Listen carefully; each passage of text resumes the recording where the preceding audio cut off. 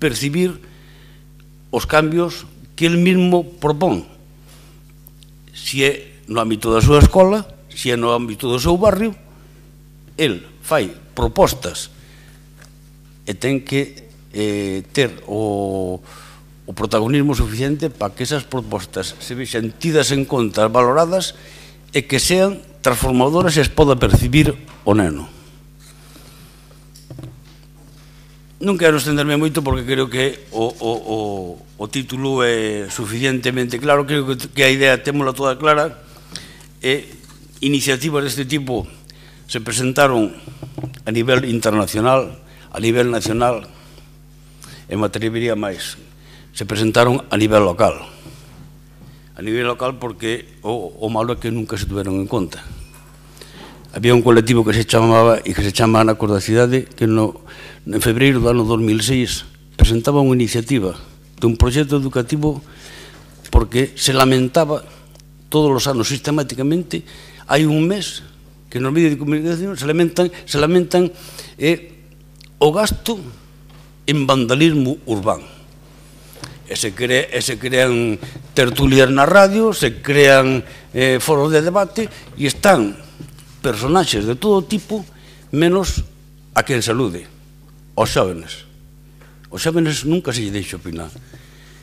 Bueno, pois, este colectivo un día fixo un proxecto explicado, detallado, metodolóxicamente feito, que se chamaba A cidade é cousa de nenas e nenos, que se presentou por rexistro neste concello no ano 2004, no 2005, no 2006, e sigue aí, posto.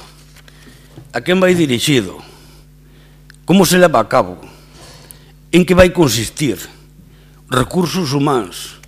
Esta é a metodoloxía completa deste proxecto que algunha concelleira no seu tempo me encanta, é precioso, pero non o puxeches en marcha. Entonces, sigue no caixón desde fai 10 anos. Moitísimas grazas, señor Doval. Polo grupo, sí, denlle palabra a señora García Lozano. Ten vostede a palabra.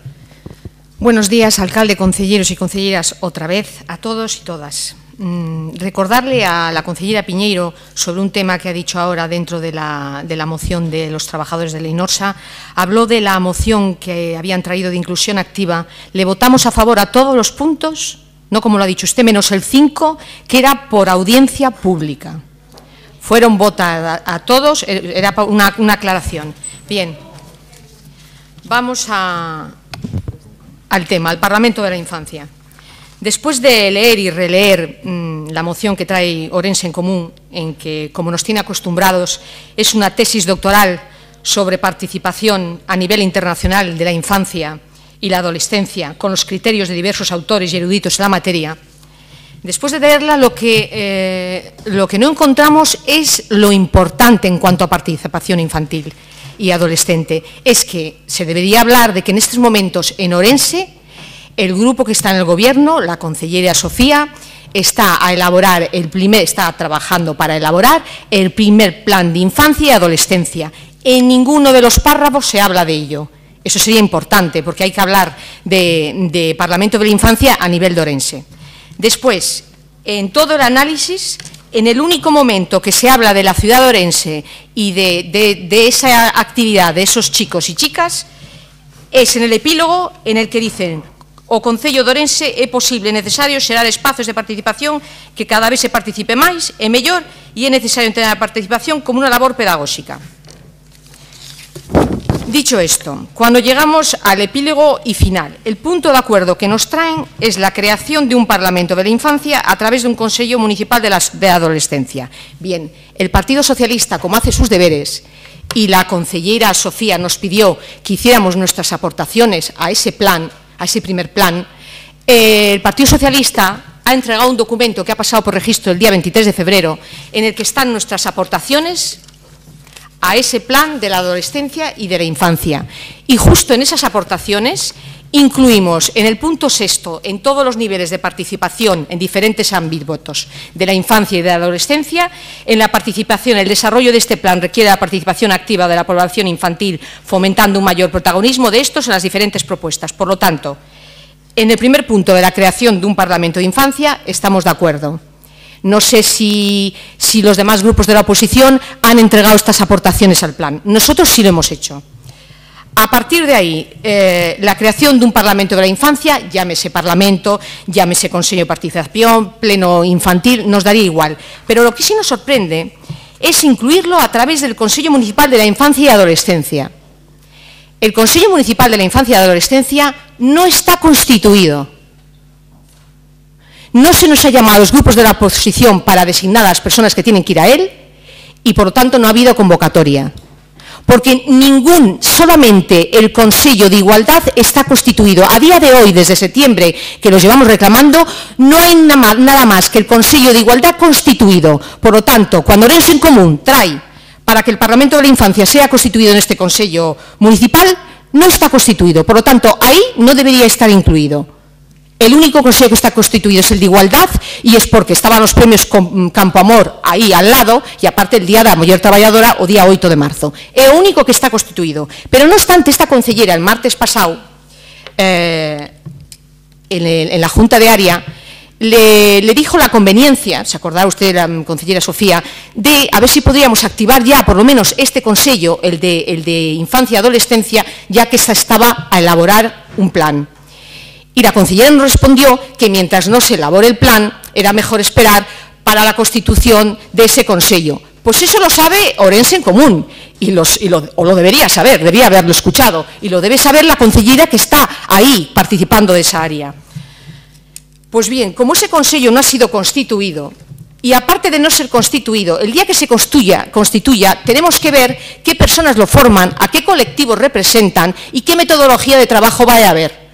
Porque para nuestro criterio, incluir un Parlamento de la Infancia dentro del Consejo Municipal de Infancia y Adolescencia, se van a solapar funciones. A nosotros nos parece que el Parlamento de la Infancia debería estar más bien en educación o incluso en participación.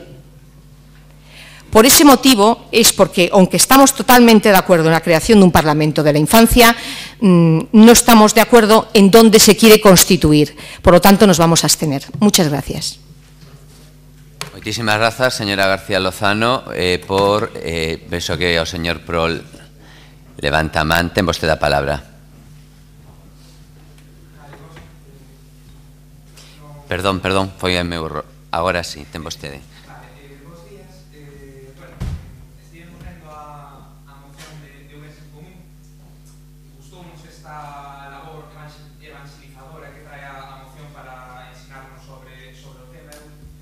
Un segundiño, estánme dicindo alguén, creo que de Aurea Televisión, que non se está escoitando, non? Sí, pois aquí escoita, debe ser o mellor un problema directamente do sistema. Sí, siga vos.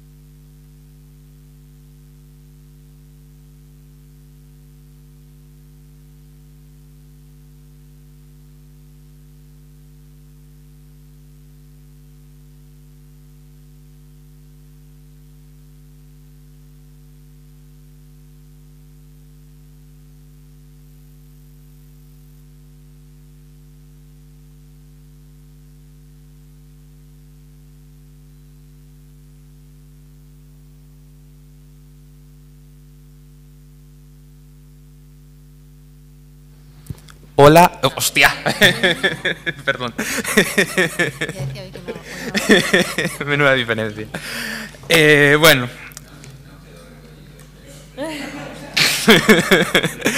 Como iba dicindo, a nivel educativo, inda que consideramos infancia ou adolescencia ata os 18 anos, en realidade a barreira non a marca esta edade, a barreira marca a conciencia que ten cada persoa, como persoa en sí, non polo feito de ter 15, 20, 10 anos, senón pola capacidade que ten para razonar. No tema da moción, como ben comentaba a compañera do PSOE, ten moito de tesis doutoral, ten moito de información sobre o tema, pero ten pouco de información sobre como aplicarlo no Concello de Ourense. Eu tamén xa falei anteriormente co señor Doval, pero gustaríame que expuxera aquí pois unha idea de como se levaría este concepto, este Parlamento da Infancia ao cabo. Estiven lendo estudios sobre o tema que falaban de consellos de ao redor de 25 nenos sobre 10-12 anos, cunha permanencia de 2 anos en dito Parlamento, con unha renovación do 50% cada ano, unha duración de aproximadamente 1 hora e media, 2 horas, en dependencias municipales, fora do horario escolar, con 1 a 2 persoas adultas que poidan axudarlles a coordinar o seu traballo.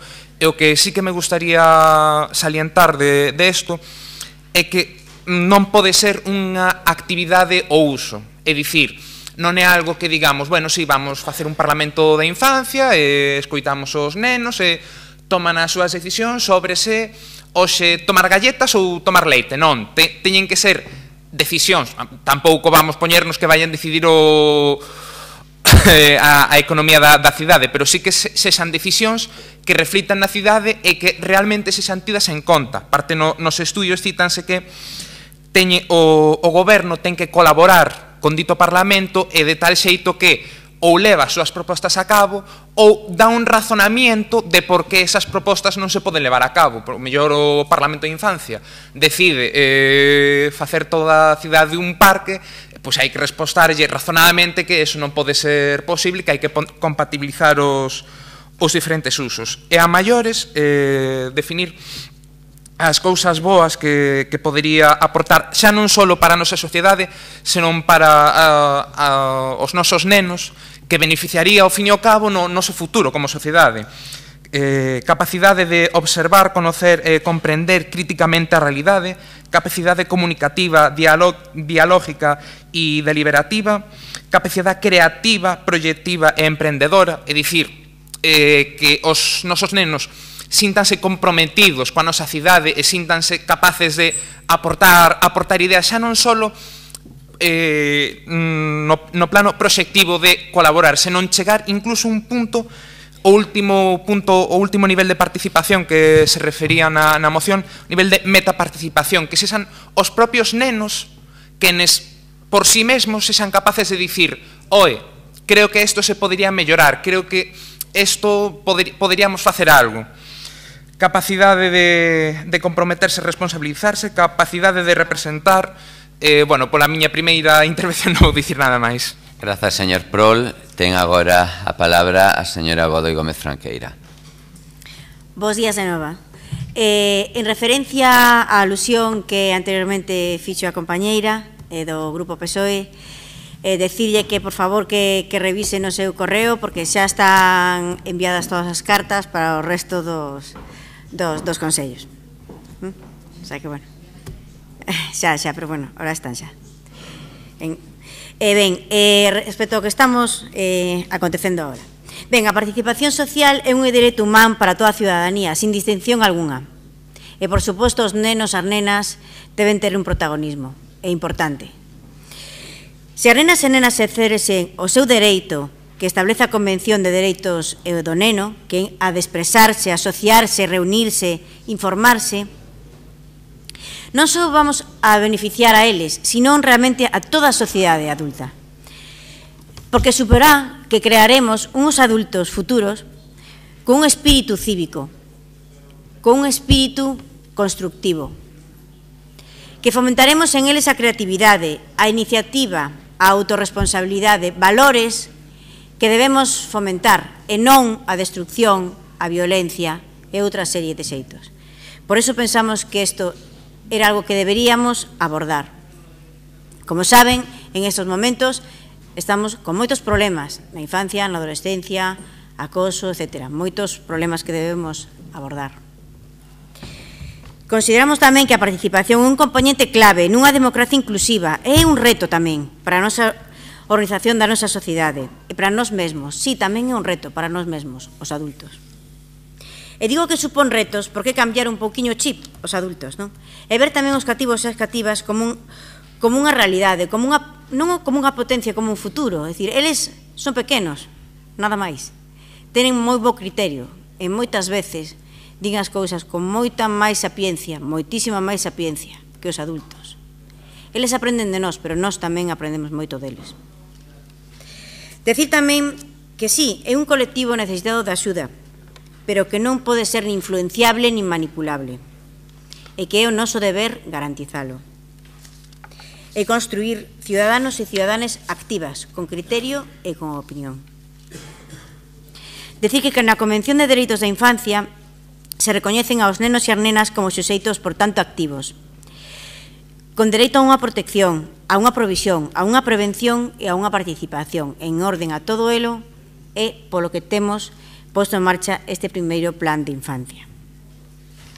Decir en liña con ese libro de que antes falábamos e toda esa aportación que fixeron todos os restos de grupos, fago tamén unha nova aportación.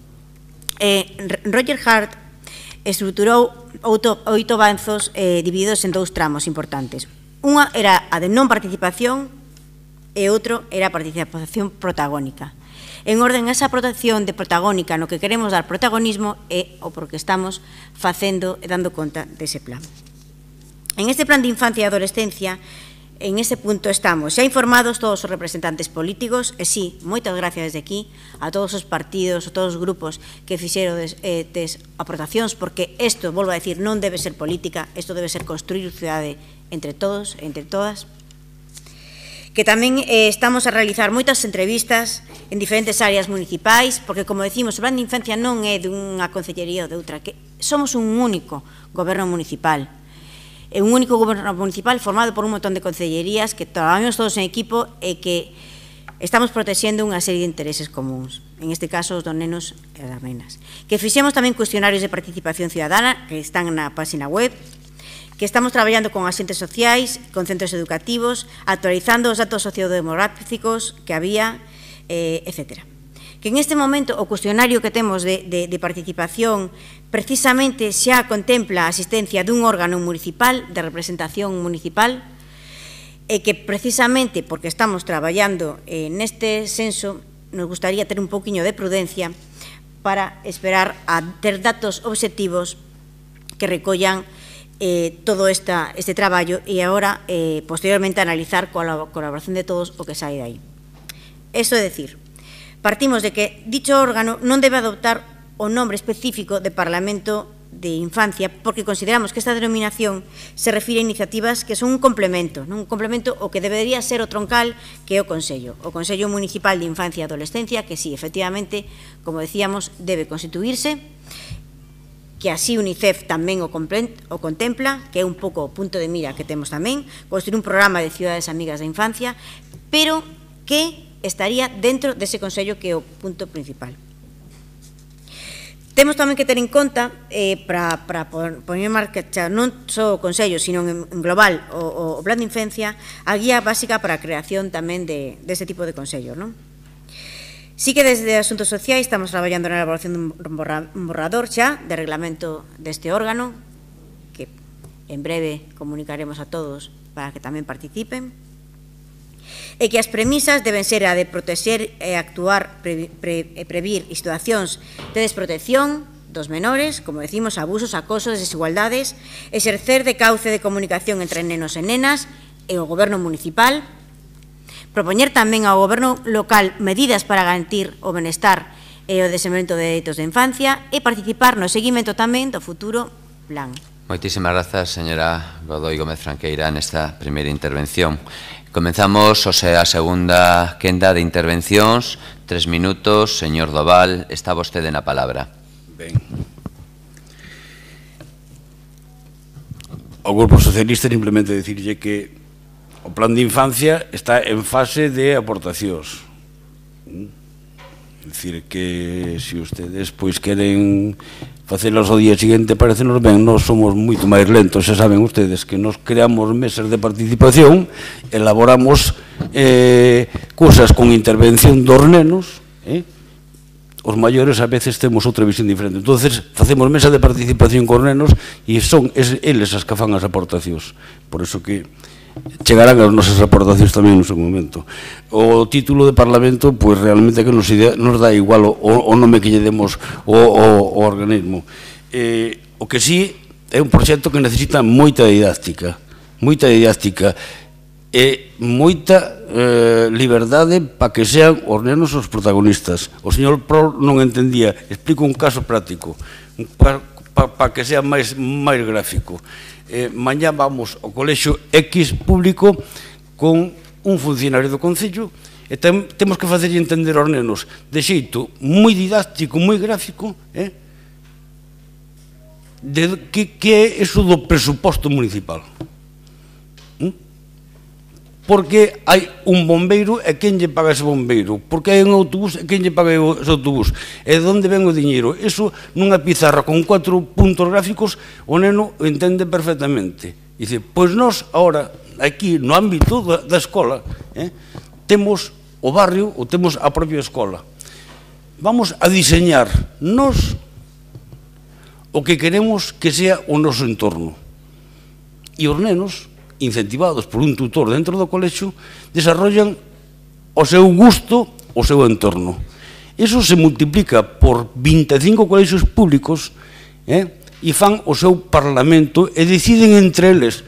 O parlamento pode ser na rúa, na Praza Maior, non hai que facer aquí montarse pirulas. E elixen 10 proxectos que deciden entre eles. E eses proxectos, esos 10, traémoslos aquí. Facemos un planeamento formal e aquí se debaten eses 10 proxectos. Estará o señor alcalde e estará o señor secretario que toma nota e o compromiso do señor alcalde será que o proxecto elexido ten que entrar nos presupostos municipales do día seguinte, do ano seguinte, e os 9 restantes serán tidos en conta como unha demanda veciñal máis no seu barrio. Ese é o proxecto gráfico así rápido e en breve. Desa maneira, os rapaces aprenden e ven que o que eles dicen pasado mañá se ve feito, co cual creamos autoestima, espírito do noso e orgullo do noso barrio. Moitas grazas. Miraba para vostede por si non quería facer uso da palabra, pero vexo que sí. Señora García, ten vostede a palabra. Sí, lo tengo.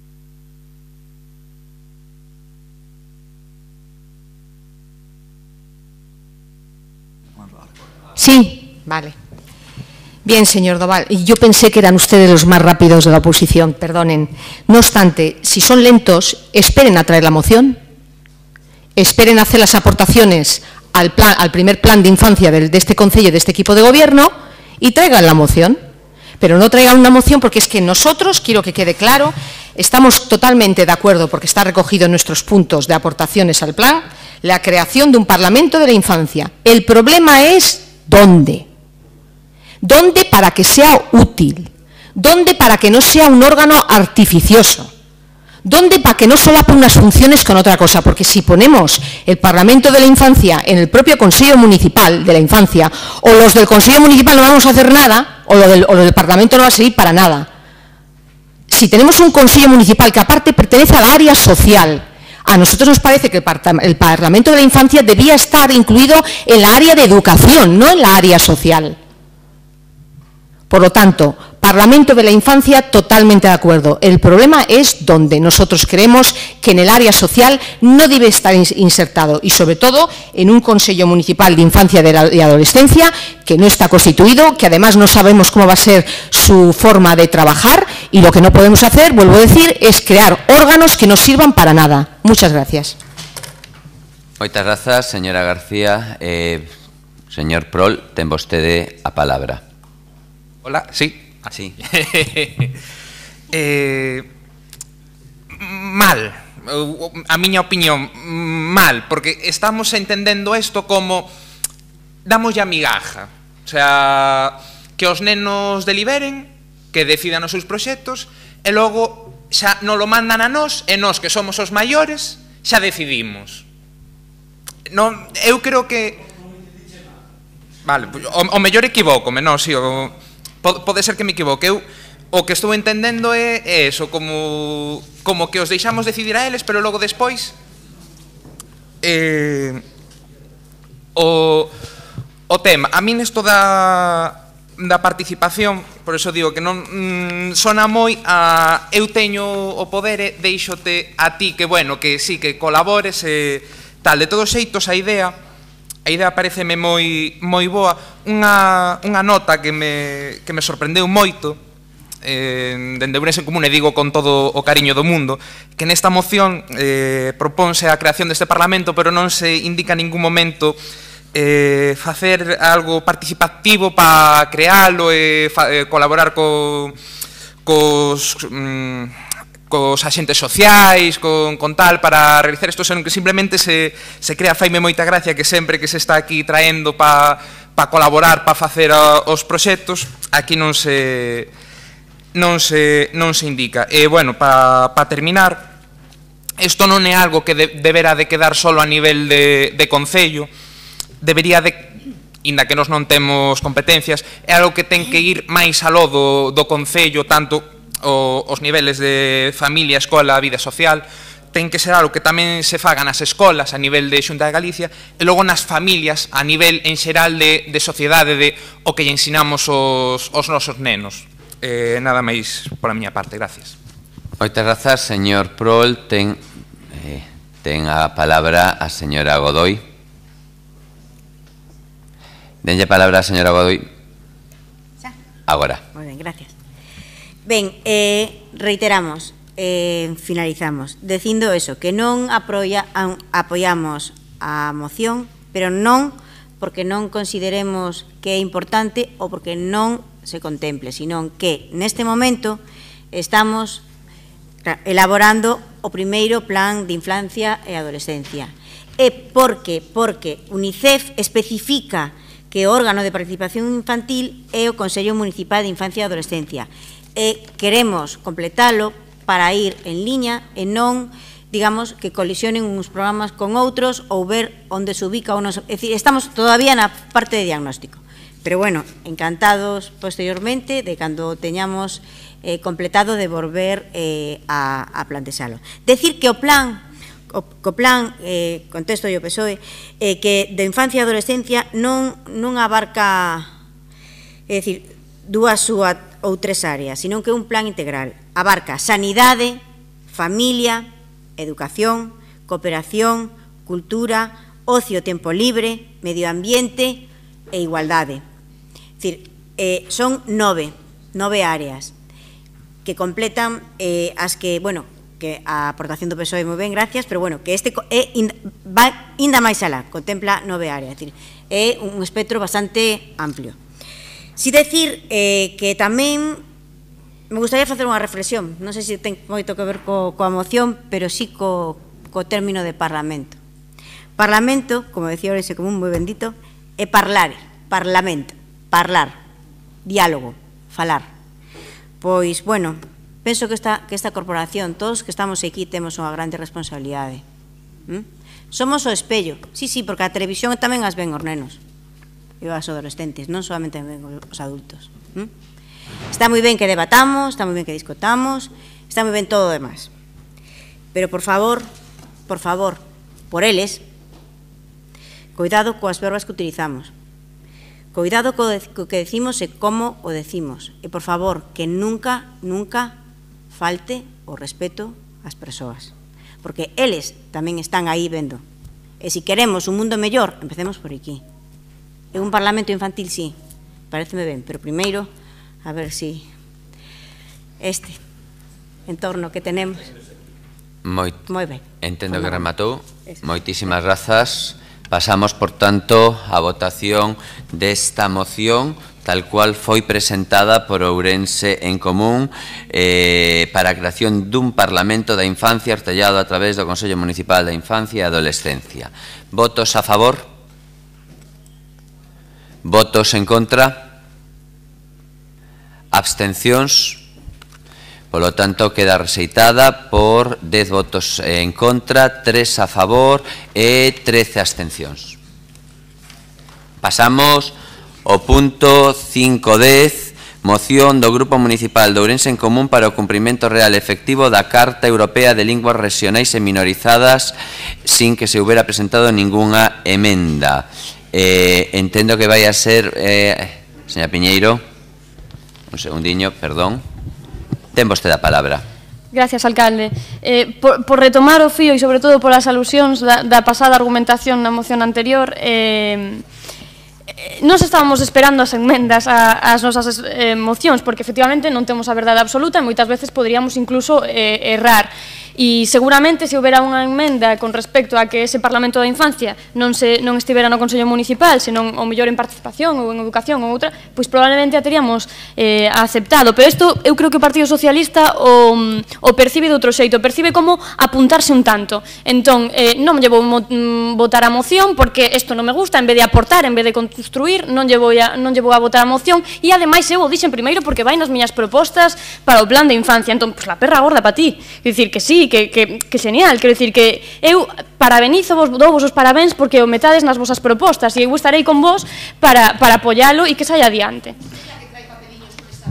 Por favor, non dialoguen, por favor, centrémonos na moción porque o tempo lles corres. Claro, e non nos leamos a cartilla de quen traballa máis e quen traballa menos porque o millor saídes perdendo, vale? Entón, voume, e se queredes empezo a ler a cartilla, entón voume centrar, se queredes a leo, enmendas á ordenanza de terrazas e veladores, enmendas á ordenanza de animais potencialmente perigosos, enmendas ao regulamento da mesa de voluntariado. Esta mesma semana fixemos un debate sobre a ordenanza das vivendas de emerxencia social e o luns faremos outro. Ningunha proposta do Partido Socialista na mesa de mobilidade e o plan de infancia aínda está en fase de diagnose e ali fixemos un compañeiro do Ourense en Común fixo propostas porque os ítems que se recollían na fase de diagnose estaban algúns deles errados. Entón, seguimos adiante facendo propostas dende Ourense en Común. Entón, seguimos. Nesta moción que nos ocupa, que a das linguas minorizadas, quero poñer unha realidade moi cotiá en riba da mesa, que a temos absolutamente, seguramente todas, e sobre todo as que compartimos unha xeración. Mirade, eu chamome Ledicia Piñeiro e fun educada en castelán. Os meus antergos, de mínimo 3 xeracións, polas dúas bandas, polas dúas partes da miña familia, foron galegas e galegos. Fun educada en castelán. Isto non é un suceso exclusivo meu, é unha radiografía dunha xeración, non é unha realidade casual, é o resultado de 4 séculos de relegar no ostracismo máis absoluto a lingua galega, de vetala nos espacios culturais, políticos e xurídicos, o que ven a ser o núcleo dun proceso diglósico. Decía Celso Emilio Ferreiro, a fala nai, a fala dos avós que temos mortos. E a miña avoa decíalle con toda tranquilidade a miña nai, mira, e decíalle en galego, mira, non vos queixaredes que sempre vos falei en castelán, e decíalle en galego, non? As que somos de abaixo tivemos moito e temos moito por empoderarnos para sacarnos o complexo de inferioridade que nos quixeron poñer outras persoas en riba. No momento da transición, Galicia era o territorio do Estado onde máis se falaba unha lingua propia diferente ao castelán, aínda que era, na súa maioría, a través de esquemas diglóxicos e carentes de alfabetización, como vos estaba dicindo. Con todo, en toda esta etapa autonómica, o galego está a sufrir unha drástica caída de falantes, que non se rexistran noutros idiomas que teñen tamén recoñecemento oficial nos seus respectivos estatutos.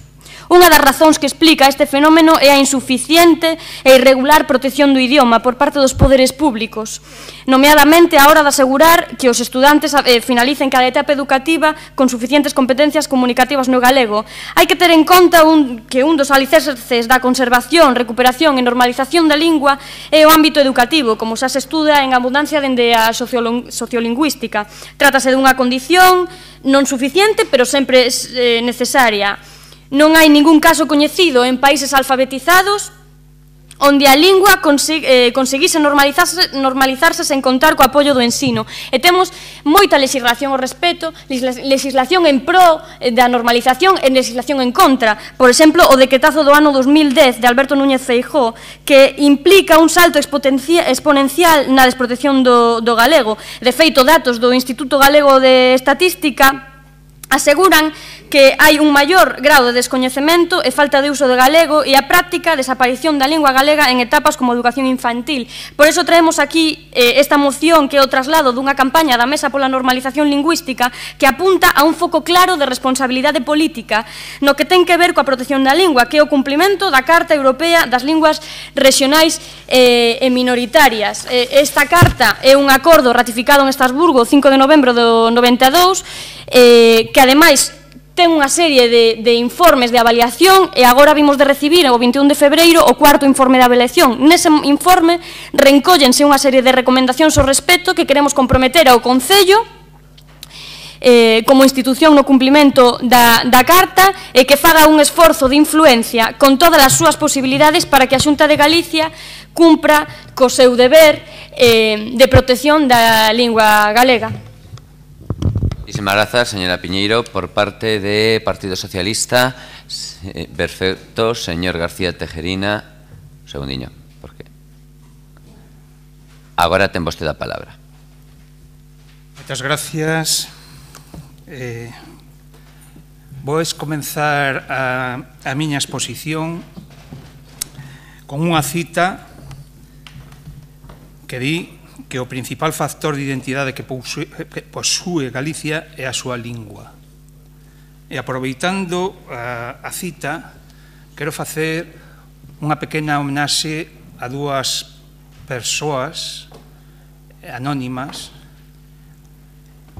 que alá polos anos 20 do pasado século decidiron abandonar a súa aldea na provincia de Lugo e terminaron traballando nunhas minas de carbón dunha provincia limítrofe. Alí viviron, alí finaron e alí descansan nunha terra que nunca lles foi hostil. Nunca perderon a súa identidade.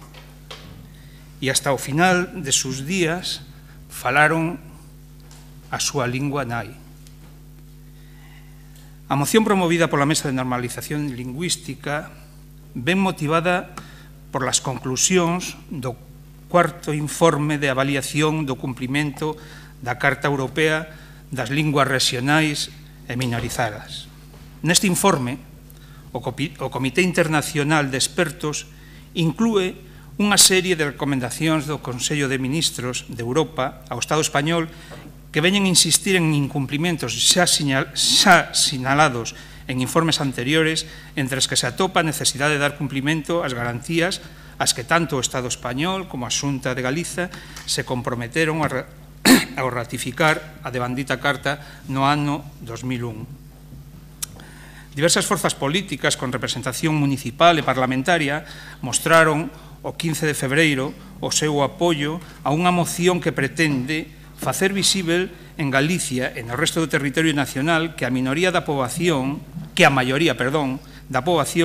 é quen quere poder exercer con total liberdade o dereito a vivirmos na nosa lingua e que o pobo galego tamén quere que o seu goberno cumpra cos acordos tomados colectivamente e ratificados a nivel internacional como a Carta Europea das Linguas. Nesa mesma reunión, o presidente da Mesa pola Normalización Lingüística, don Marcos Maceira, sinalou que o decreto está morto, ninguén o defende. en referencia ás posicións públicas das principais institucións culturais e educativas de Galicia, entre elas a Real Academia Galega, o Consello Escolar de Galicia, a maioría das AMPAs, os sindicatos, agora, por segunda vez, o Consello de Europa, o que pon gravemente en cuestión a fiabilidade internacional e o crédito político do goberno galego, en consecuencia, la de todos nós. Todas as forzas políticas presentes coincidiron en sinalar que a parálise do goberno galego en relación á lingua galega é o motor do seu retroceso. Por eso compre actuar para avanzar con unidade en torno a aspectos básicos como o cumprimento do Plan Xeral de Normalización da Lingua Galega e a Carta Europea, e colocando a lingua como que a principal obra colectiva, sinal de identidade e cohesión social do pobo galego, que precisa ser cuestión de política nacional por riba das lexítimas diferencias ideolóxicas.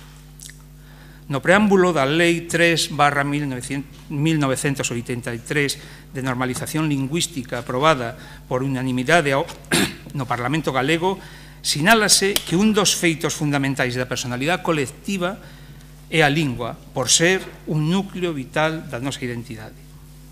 Desde entón, o galego, con máis ou menos forza, foi accedendo aos espazos que naturalmente lle corresponden sin que iso supusese ningún conflito social.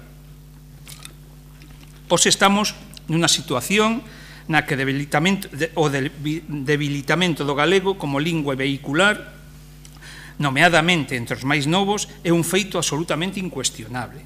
Dase o paradoxo de que formal e oficialmente o galego está instaurado en todos os ámbitos, pero realmente está sufrindo unha regresión no seu uso cotián. E ese é o problema.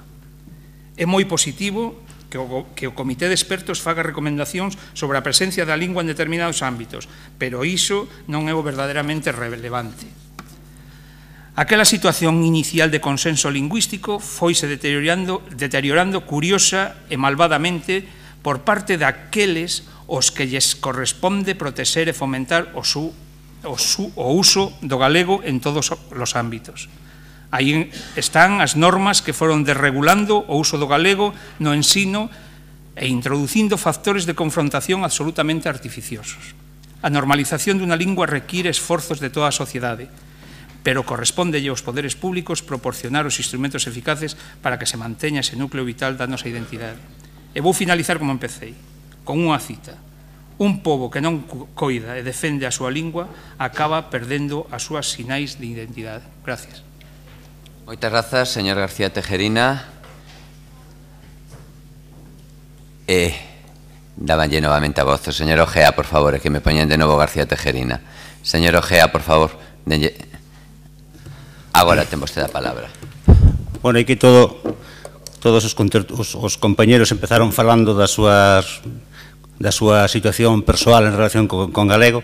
Eu tamén me eduquei en castelán e, sin embargo, non son un deses que ao por a garabata xa non saben afianzarse no amor dos devanceiros, falar a faranai e ser co rostro erguido labregos mariñeiros da linguaxe, por continuar a poesía que iniciaba a amiga Ledicia. Bueno, vamos a ver, aquí eu quería aproveitar tamén a miña intervención para explicar un poquinho, unha vez máis, ainda que os meus compañeros dicían que tiñan que xa se había explicado suficientemente a razón da nosa abstención nas mocións. Vou tamén recordar unha cousa da miña infancia. Cando eu era neno, ainda a sociedade era moi religiosa, aquí en Ourense. Lembro que unha vez a un señor deulle un ataque aí na rúa do Santo Domingo e foron chamar primeiro o cura antes que a ambulancia, non sei que fora ao inferno morrer en pecado e tal. Bueno, bien. Cando pasaba unha noticia así do mundo, hai unha guerra en tal sitio, hai unha guerra en tal outro, organizábanse xornadas de oración. Jornadas de oración en la catedral, de tal hora a tal hora, a rezar por a guerra de Corea ou de Vietnam ou de non sei onde. E se non querías ir rezar, era que estabas a favor de la guerra. Dicía, hai jornadas de oración, hasta dicían as monxas, que eu estudiei nun colexio de monxas, que, por certo, me obligaron a falar castelán, e tampouco tuve maior problema con eso, por certo, a nivel persoal. Hai unha jornada de oración, e tú decías, no, yo no quiero ir porque eso no vale para nada. Ah, estás a favor de la guerra, ah, estás a favor... Ben, ese mismo tipo de cousa pois é un pouco o que queremos denunciar co tema das mocións. Non é que nós estemos en contra de moitas das cuestións que se están defendendo aquí nas mocións. Sinceramente, o que estamos pretendendo é denunciando o carácter meramente ritual das votacións. Convertimos as votacións nun mero rito. Entonces, o que estamos facendo en Democracia Orensana é facendo un metadebate, un salto cualitativo hacia algo máis alto, non? Queremos que o que deciden os plenos teña carácter vinculante, que haxa unha relación causa-efecto entre o que se vota e o que se fai. Entonces, como levamos visto bastantes veces e manteñemos a atención en guardia para ver o que se fai no futuro cas mocións que se votan aquí, como levamos visto que non existe esa relación causa-efecto entre o que se vota e o que se fai, pois queremos poñelo de manifiesto frente á sociedade, queremos que o acabe entendendo. Hai cousas que o mellor non se entenden a primeira, pero, bueno, o mellor a segunda ou a terceira acaban se entendendo. Queremos precisamente facer eso. Entón, tamén algo parecido pasa con todas estas mocións que consisten en instar, non?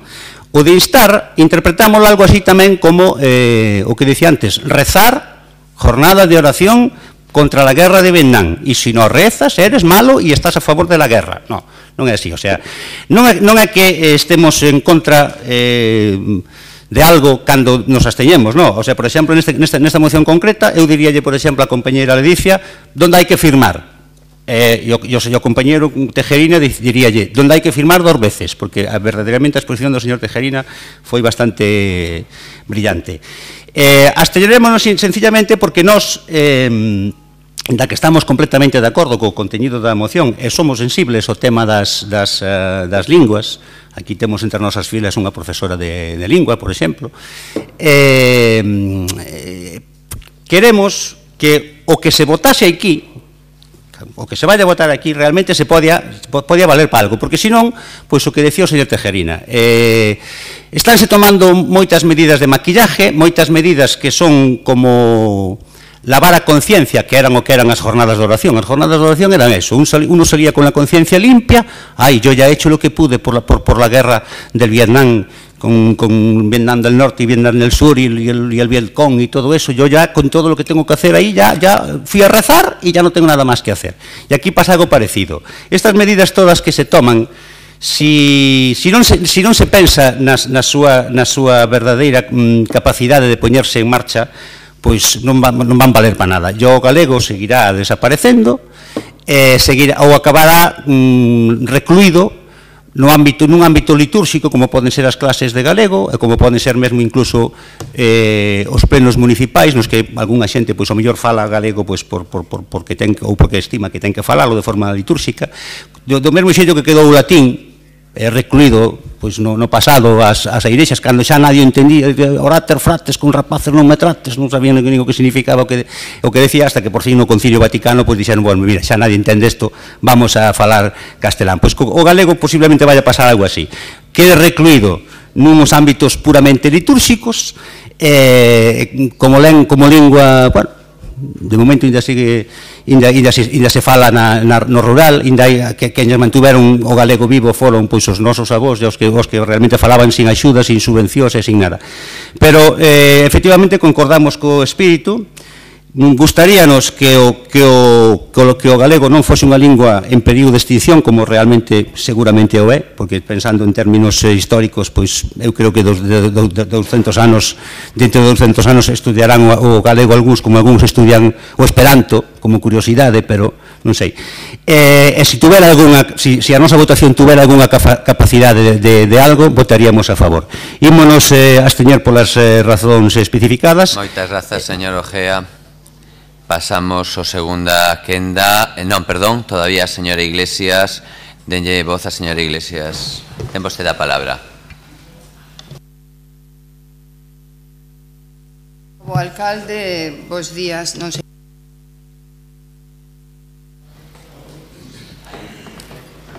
Non me toques. Perfecto. Vale. De novo, bos días a todas e a todos. Comenzamos esta moción. Cada un empeza falando da súa experiencia e ao final Democracia Ourensana acaba falando de relixión e galego no Concello de Ourense. Bueno, falan ustedes, eu vou a falar, en vez da miña experiencia, vou a falar da moción. Falan ustedes na moción que o uso do galego estuvo desprotegido hasta ahora. Que eu seiba, hasta ahora todos os grupos políticos que tuveron competencias no goberno preocupáronse en diferentes maneiras da lingua galega. Falemos do decreto 247 que parte da normalización lingüística do ano 95, da súa modificación co decreto 66 do ano 97, do decreto 124/2007 que alguén falaba antes de consenso entre as linguas, decreto culpable que rachou ese consenso que había entre as linguas, e falemos agora do decreto actual, do decreto 79/2010 do 20 de maio. Este decreto que eu entendo por a moción que tal e como vexo aquí, que o objetivo desta moción, que é a derogación deste decreto, aparentemente.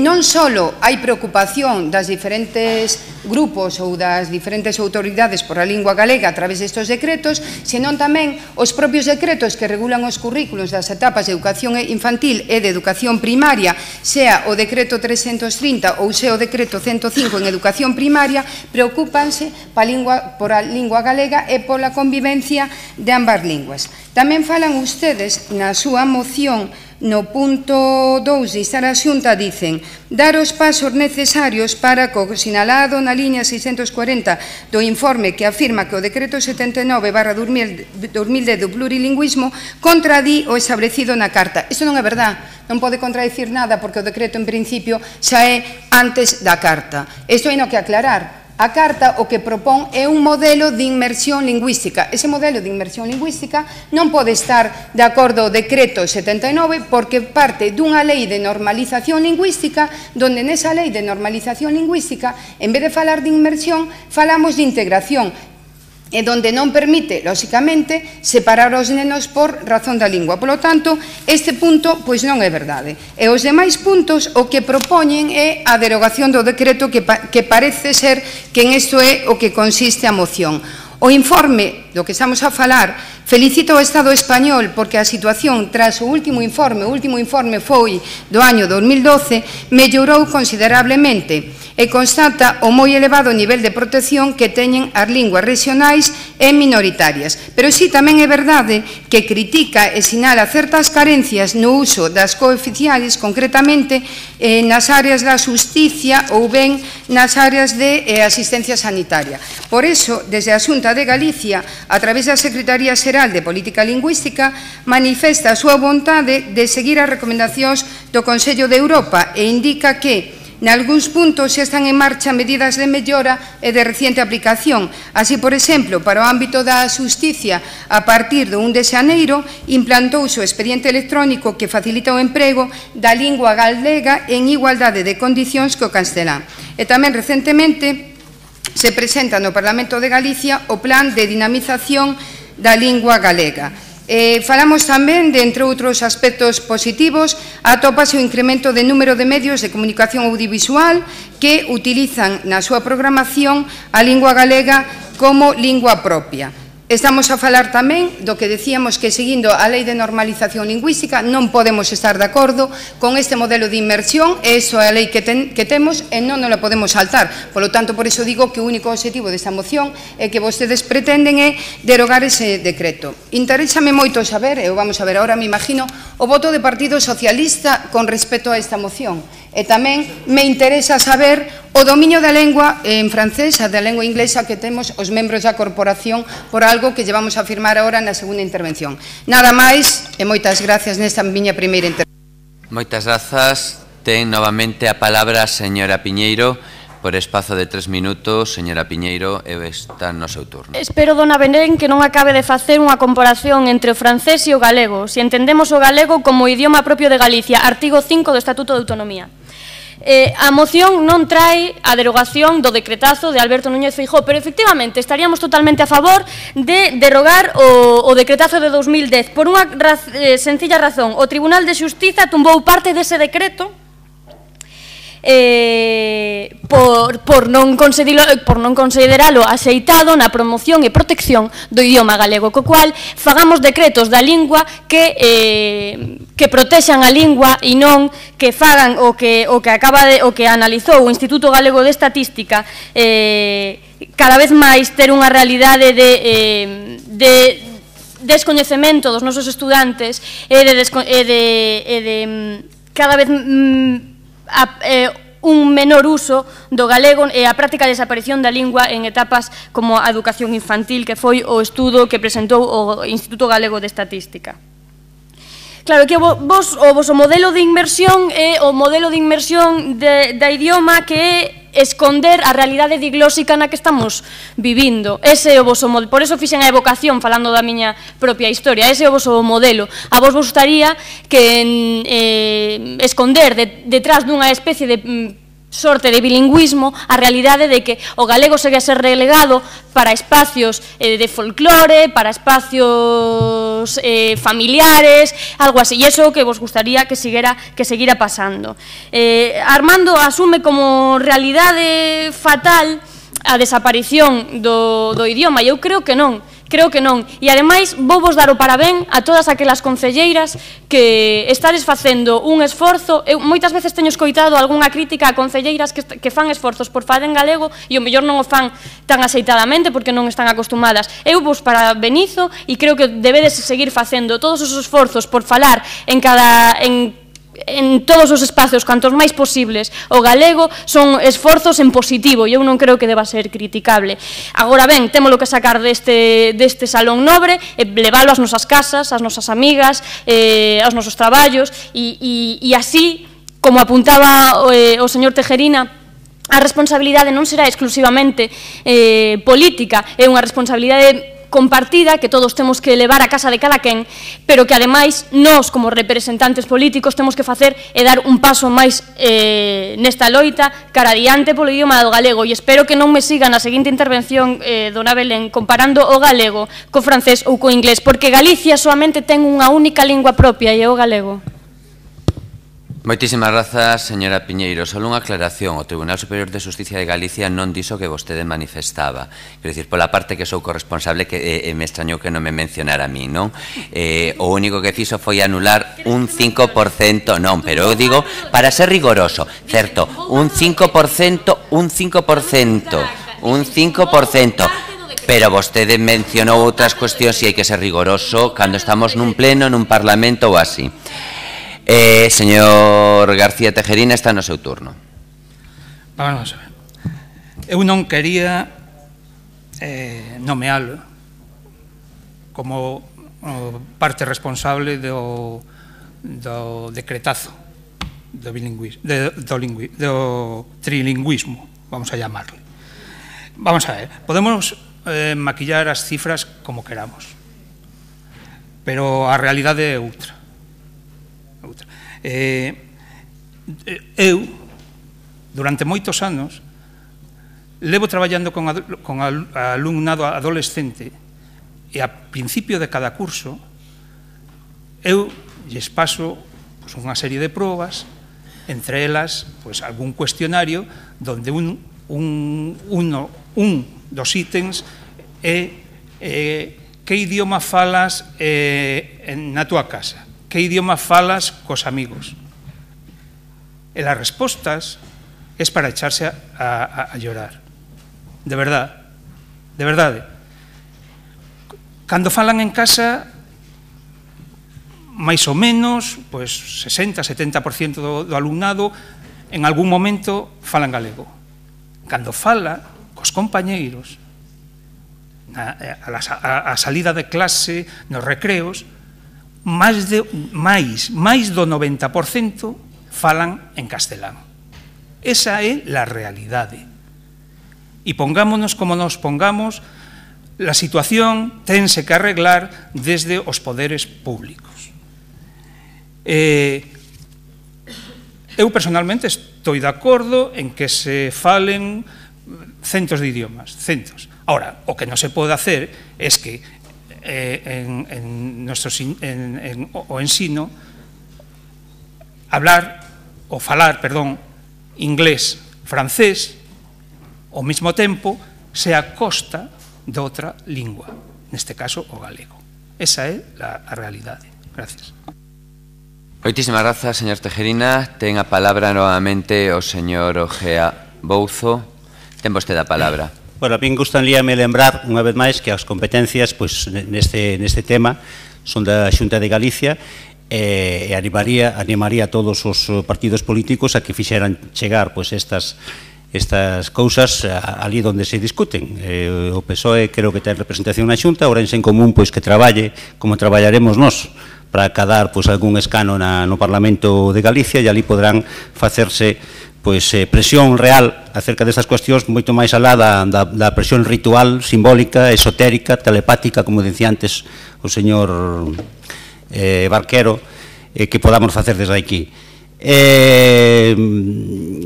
Do resto, eu coincido co señor Tejerina que a lingua, cuantas máis linguas, eu tamén estou de acordo con cantas máis millor. Xa dixen antes que se escribiría todo isto.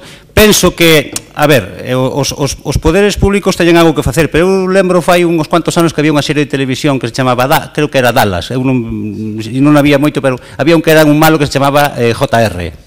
Entonces non sei onde vin, xa fai bastantes cando, non sei que experto en lingüística dixo, fixo máis polo galego, JR, falando galego na televisión de Galicia, que os decretos e que todos os apoios, non? O sea, a veces un programa de televisión ver a un americano as películas de vaqueros falando, Clint Eastwood falando galego, iso mellor fai máis pola... Quero dicir que as medidas, a veces que se poden tomar desde o poder non son solamente as que se poden tomar nos parlamentos e nas institucións oficiais, o mellor, deso, dentro do ámbito da televisión de Galicia ou fomentando programas tal.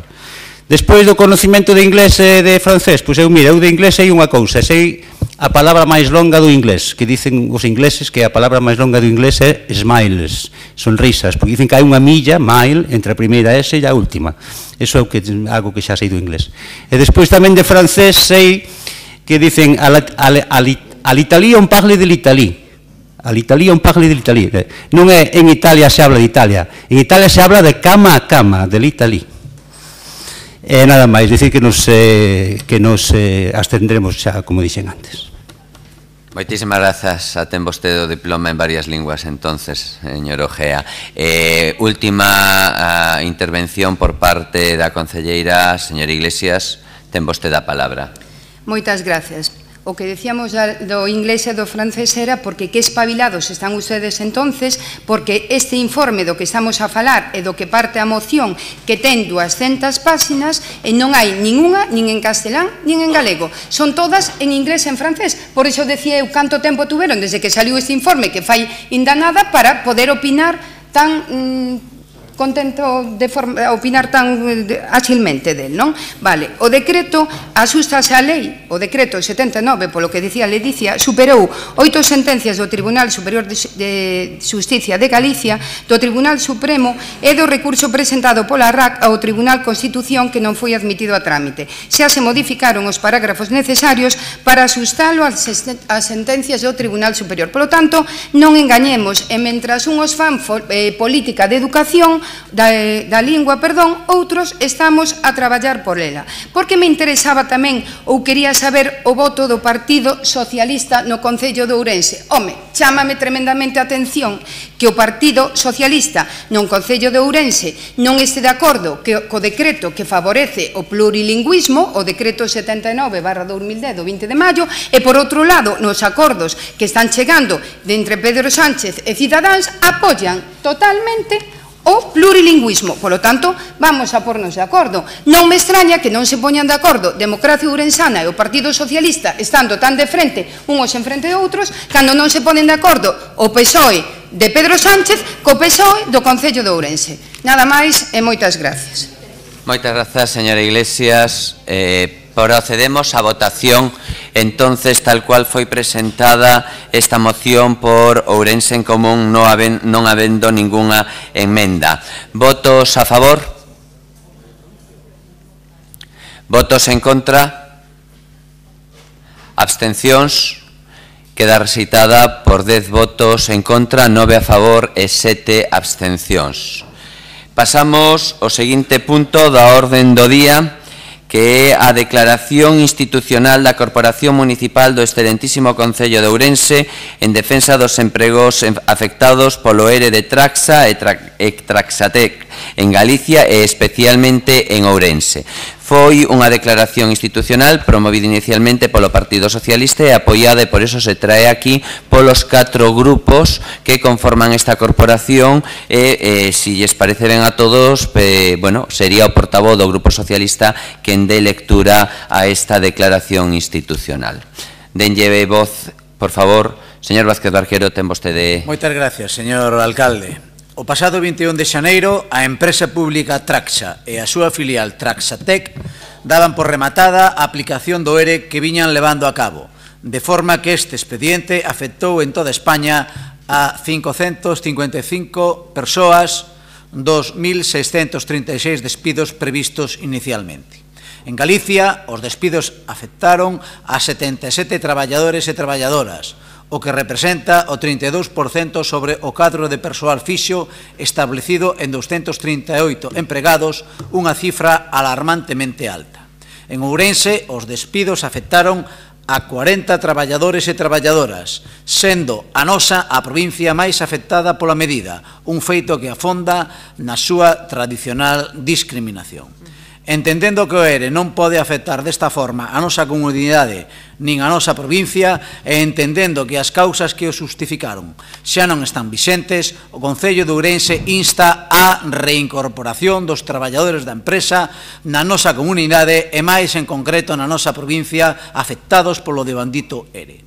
Asemade, o Concello de Ourense amosa o seu respaldo aos traballadores de Traxa e Traxatec en Galicia e insta a Xunta de Galicia a dirixirse ao Goberno de España e á dirección das empresas para solicitar a readmisión dos 77 traballadores e traballadoras despedidos en Galicia e a que inste a empresa a iniciar coa maior brevidade posible as negociacións necesarias cos representantes legais do cadro de persoal para dar fin ao conflito laboral creado toda vez que as causas económicas, produtivas e organizativas que no seu día justificaron o procedimento de despedimento colectivo se viron modificadas.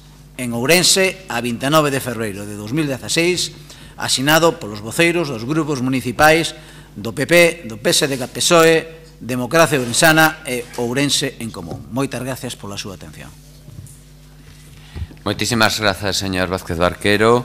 Pasamos ao seguinte punto da orden do día, mocións de urxencia. Comento que no día de hoxe presentouse unha moción por parte de Democracia Ourensana, si ben é certo que o plazo para presentar as mocións vía de urxencia remataban no día de onte ás 11 da mañá. Si ben eu non teño inconvinte en propoñer a urxencia, entendendo que este grupo de entrada manifesta que entende que non é urxente porque xa se adotaron outras medidas, pero ben, doulle, si quere, palabra brevemente para que justifiquen a urxencia desta moción.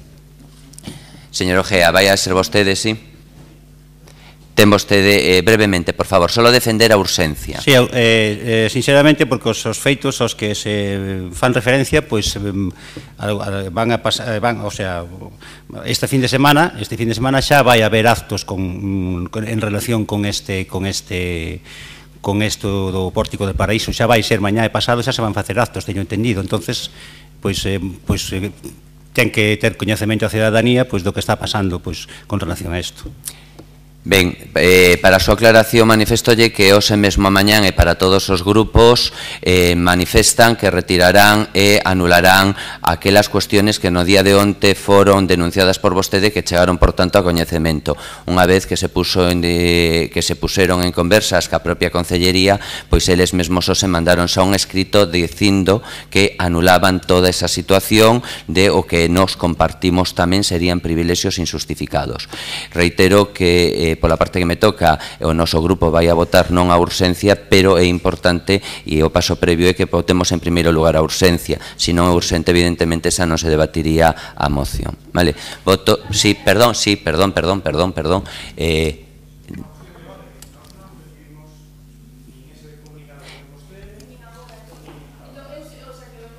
pero...